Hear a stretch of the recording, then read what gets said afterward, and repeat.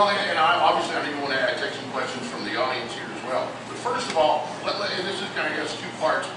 First of all, why you? Why now? And second, and this is probably the most important, as Tennesseans, do you think we have too much government in our life? Not enough government in our lives? And as governor, what would you propose to do? Yeah, there's no question that at every level of government, the people right now are fed up with too much government. I mean, they saw the government respond to Katrina and not getting ice and water to the Superdome in a timely manner. Now it's like a gross, ridiculous example of how bureaucracies can get in the way of serving people. We see an incredible amount of waste and abuse, even at the state level now, where we've seen a government that's grown.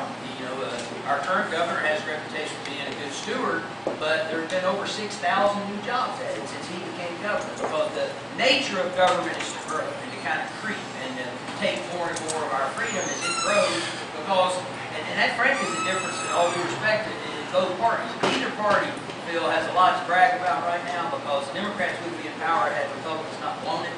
But neither party has a lot to brag about. But one of the differences between the two approaches today is that the government approach that's happening in Washington today has failed us over and over. It's failed the rest of the world so bad, they're moving away from big government bureaucracies and solutions, moving more towards free markets. And ironically, we're doing just the opposite at a time like this. So after 15 years of Congress being 100% on life, marriage, guns, taxes, and immigration, I'm running for governor because I believe Tennessee can be an even better state in year 2020. And I think it is important who we elect as governor, set an agenda in motion.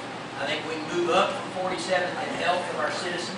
Kids need to run around sweating more, be more active, take better care of themselves. We won't have this type 2 diabetes problem, chronic obesity. We got kids 13 taking high blood pressure medication in our state. It didn't used to be that way. That needs to change. We need to be more healthy as a state.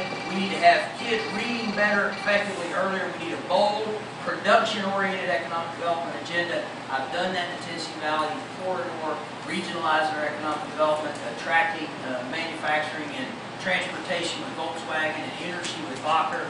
We frankly have the highest customer satisfaction in the state right now in Southeast Tennessee among the leadership in the state. We just did the third poll in a year that clearly shows that. And I want to take that same leadership to Middle and West Tennessee, because we can make Tennessee even better. Why me, why now? Is Tennessee is the greatest place in the world, but we can do better. We can do better in health, do better in education, do better in economic development, and make Tennessee an even better place. And it does start at the top, in the sense that the governor will set the agenda. I think we're going to have a Republican legislature again.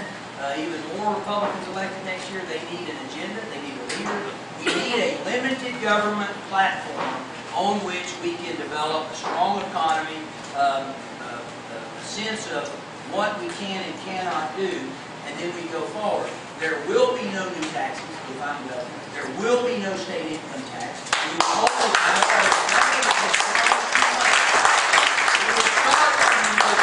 limited government place we could possibly get to. And I want to repeat today as I start what I said in Monroe County when I was asked just off the cuff by the press, what would you do if President Obama issues an executive order to in any way start taking up guns in this country? And I said, as governor? And the media said yes. And I said, we will meet him at the state line.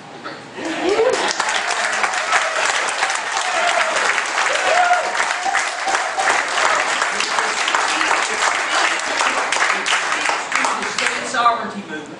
Because I worry about freedom in America. I really do. And I worry that Washington will no longer protect our freedoms. So in Tennessee, we got to make sure we do. We got to make sure that the 10th Amendment is honored, and where we need to stop them at the state line, we're going to stop them at the state line, because we're going to chart our own future.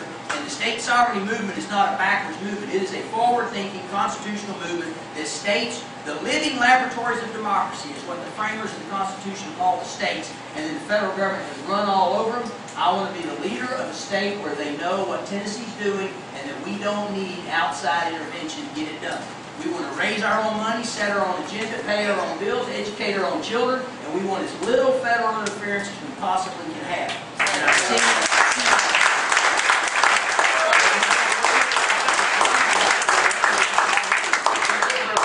656-8255, 1-800-951-TALK. And when we come back, we'll take audience calls from the radio audience, and this audience of well over 100.